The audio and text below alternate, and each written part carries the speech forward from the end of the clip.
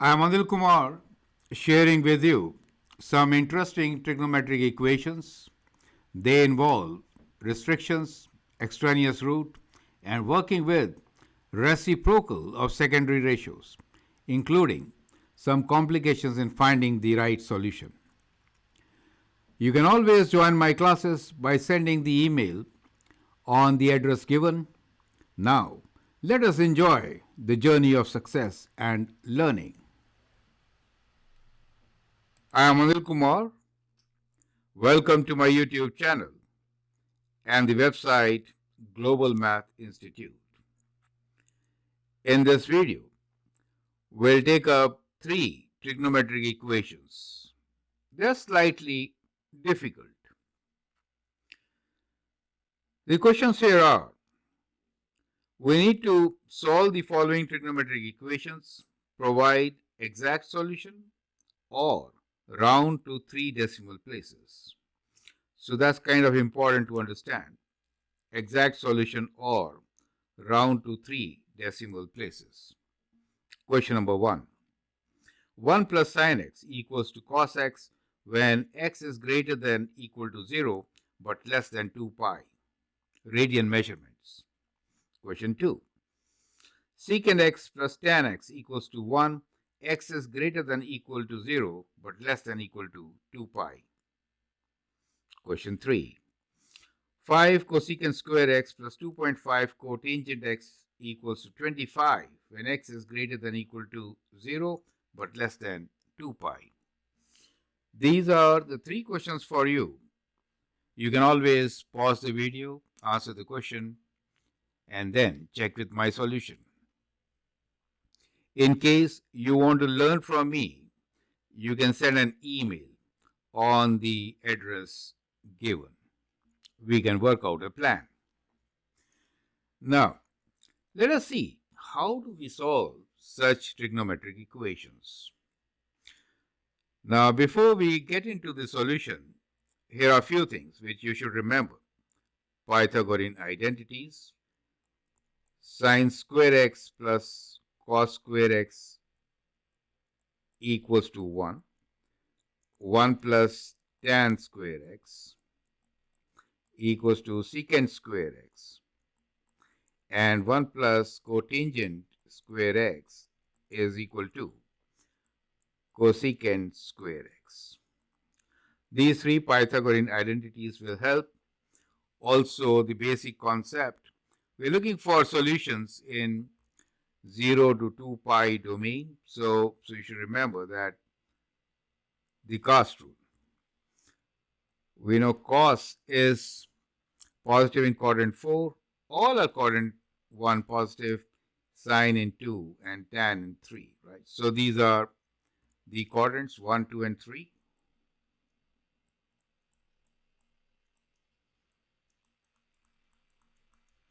And quadrant 4. And of course, your trigonometric ratios, sine is opposite over hypotenuse, cosine is adjacent over hypotenuse, tan is opposite over adjacent. Now that should help you to find the solution of these trigonometric identities. So we have understood the basic concepts. Now, let us see how do we solve these equations one by one. Here is solution of question number 1. Question 1 is, solve and provide exact solution or round to 3 decimal places. 1 plus sin x equals to cos x. X is greater than equal to 0, less than 2 pi. Okay. Now to solve such equation, we have to actually write the equation in one term. One trigonometric ratio. That is the key. We are given sin x and cos x. So the strategy which we can adopt is square both sides. So if I square both sides, what do I get? I get 1 plus sin x whole square equals to cos square x. And now I can expand. Expanding, I will get 1 plus 2 sine square x plus 1 plus 2 sine x plus sine square x equals to cos square x. We can write cos square x as 1 minus sine square x. So we get 1 plus 2 sine x plus sine square x equals to 1 minus sine square x. Now we have all the terms in sine. Bringing sine square x to the left side, we get 2 sine square x. 1 and 1 cancel, right? So this 1 and 1 will cancel. So we can now rewrite as 2 sine square x plus 2 sine x equals to 0. Now this can be factored. So we have 2 sine x, and within bracket we have sine x plus 1 equals to 0. In this equation we have now in factored form, easy for us to solve. We can write this as 2 sine x equals to 0. And that gives us 3 solutions, right? In fact, 2 only, because x is between 0 and 2 pi. So let me sketch the sine graph to make it absolutely clear to you. Sine graph is like this, right? And when I say sine x is equal to 0, we're looking at these points. Since the domain does not include 2 pi, that is not to be included. And that gives us a result as x is equal to 0 and pi. Correct? So those are 2 possible solutions. On the other hand, we have sine x equals to minus 1. And that is right there, which is x equal to 3 pi by 2. Correct? So those are the 3 solutions for us. Now remember one thing. At this stage, when we are squaring, let me mark this, we incorporate errors. Can you tell me why? Squaring makes negative 1 as positive. You'd see that. So if cos was negative, by squaring we made it positive. So that could result into an error. And therefore, we need to check for that solution. So let's check all the values. So if I write x equals to 1, so we are going to check. We say check for extraneous root.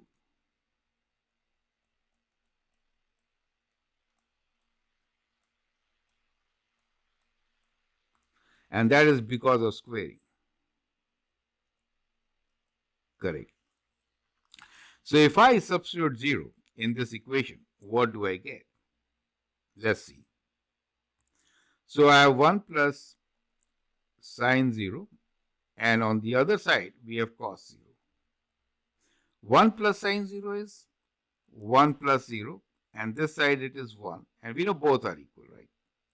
So that works. So that is correct. So we know one of the solutions, which is 0, is correct. Now let's do pi. So 1 plus sine pi, and on the other side we are looking for cos pi. Now that is 1 plus 0, and cos pi is minus 1, and we know now this is not equal, right? And therefore, this is an extraneous root. You get the idea. Easy check. Left side should be equal to right hand side, but it is not so, because when we squared, we made negative 1 as positive. That's the reason. Okay, now let's check 3 pi by 2. We have 1 plus sine 3 pi by 2.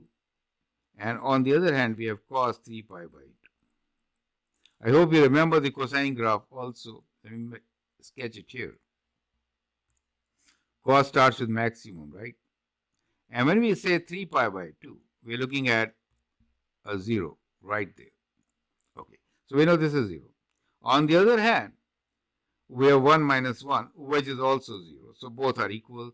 So 3 pi by 2 is correct. And therefore, we have two solutions.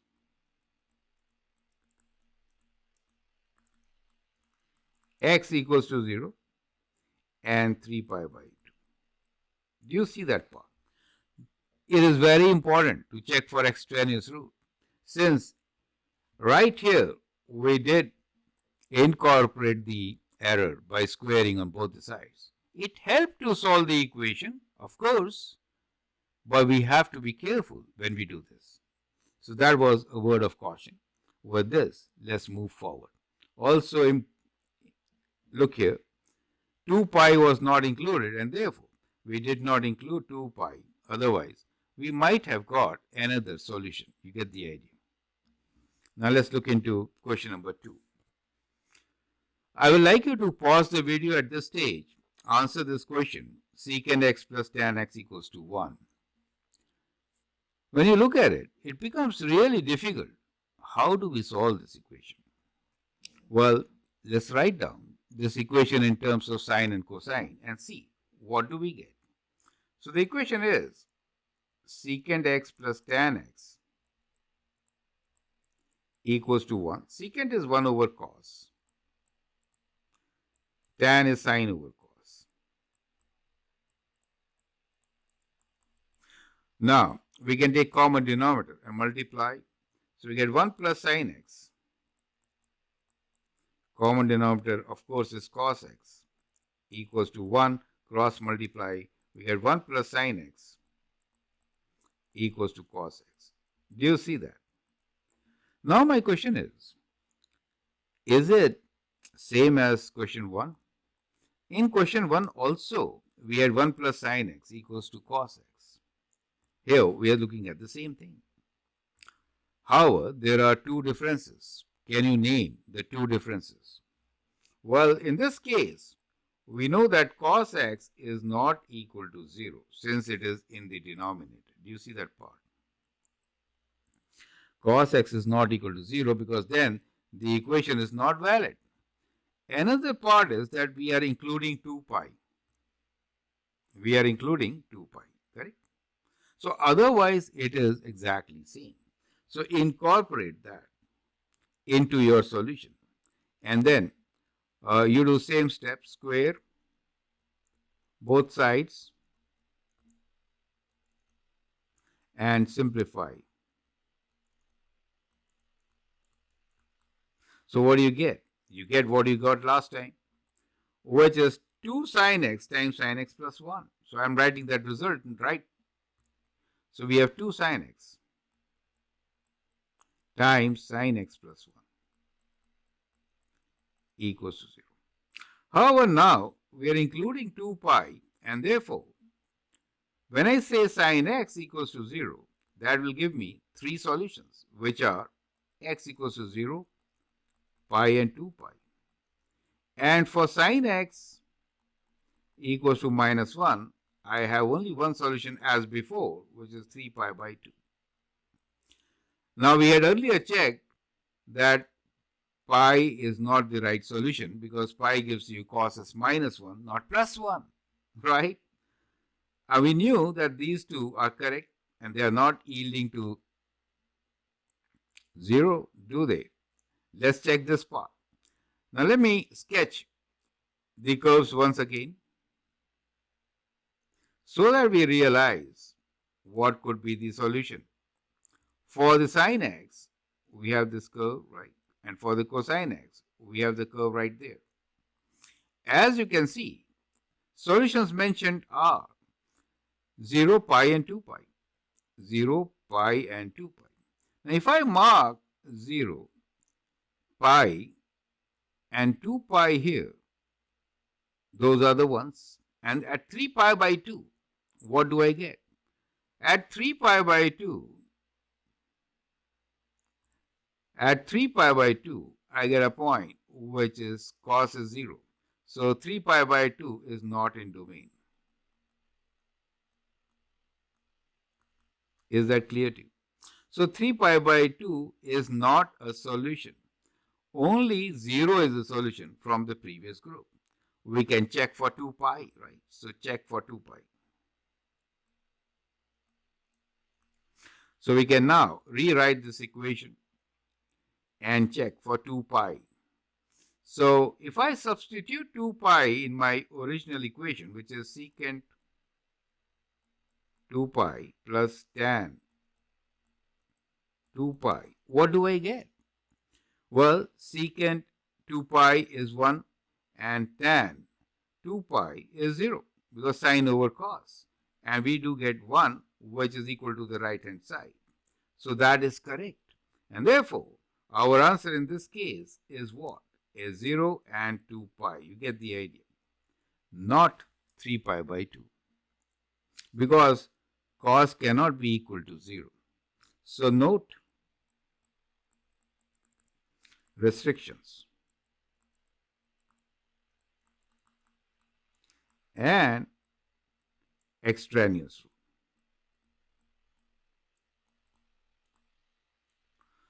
So you understand why these two examples were taken. We need to understand, while we are solving these trigonometric equations, we have to deal with restrictions and extraneous rules. Perfect.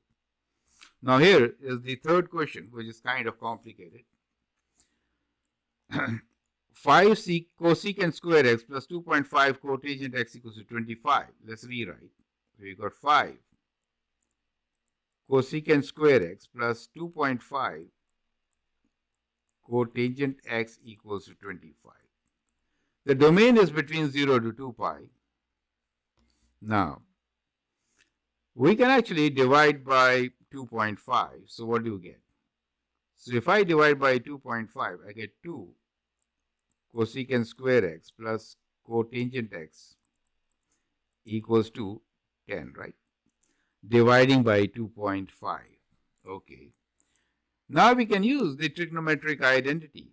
Cosecant square x can be written as, I know, 1 plus cot square x, right? So it can be written as 1 plus cot square x plus cotangent x equals to 10. So let's open this bracket. We get 2 plus 2 cot square x plus cot x equals to 10. We can rewrite this as 2 cot square x plus cot x plus 2 equals to 10. Bringing 10 on the left side will be better. So in that case, let me rewrite here itself as minus 10 equals to 0, and that gives me minus 8 equals to 0, 2 minus 10. Perfect. So we have a quadratic equation. We can use the quadratic formula, which you remember is the solution.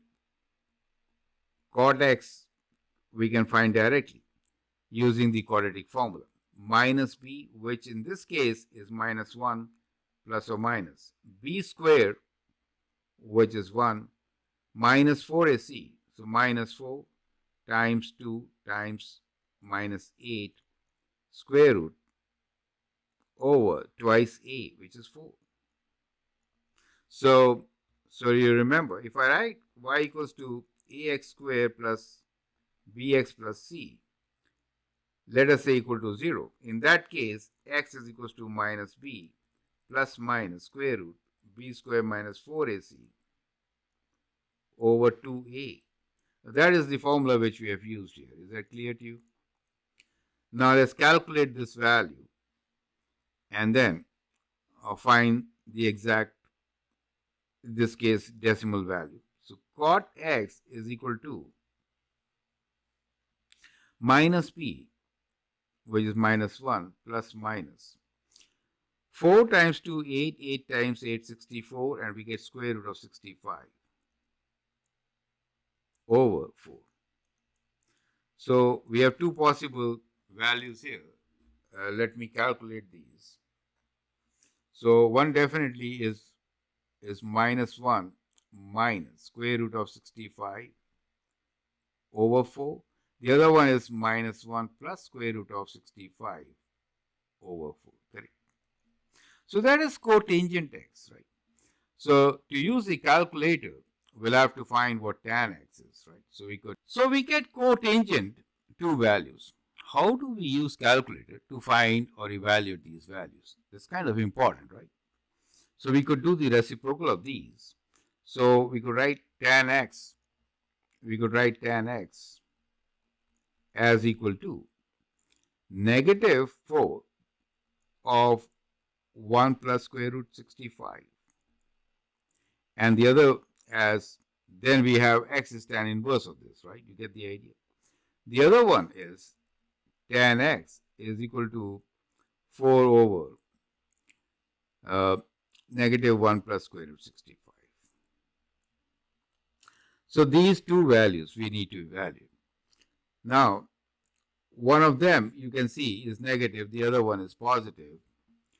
So when you try to find the solution for these, you can actually find the related acute angle. And if it is negative, we have solutions in quadrant 3 and in quadrant 4. On the other hand, if you solve, we have solutions in positive values, which is when we're talking about quadrant 1 and 2. So we are expecting 4 solutions in this case, correct? So the idea is, let us find the related acute angle alpha in both the cases and then solve for it. You get the idea, right? So that is how we are going to figure out the solutions. So in the first case, assuming that this is positive, right, we'll find the angle alpha. So we are saying alpha equals to tan inverse of 4 over within bracket 1 plus square root 65. You get the idea. Let's calculate this using the calculator. So we have 4 divided by within brackets 1 plus square root 65, bracket close. And for this value, we'll do tan inverse, right? Shift tan inverse of our answer, and it gives us a value which is 0.4156. You get the idea.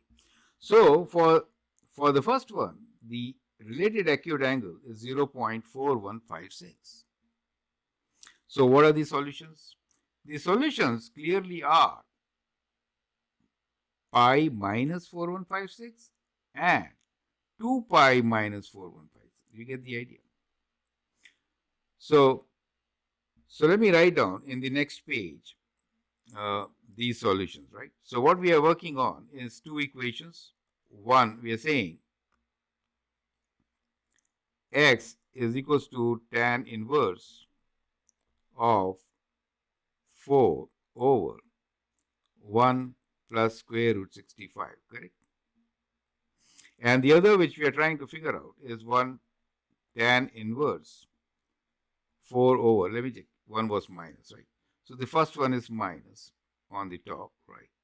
And the second one is minus 1 plus square root 65. So these are the two which we are trying to figure out. And here, as I was doing, we found that the related acute angle alpha in this case is equal to 0.4156.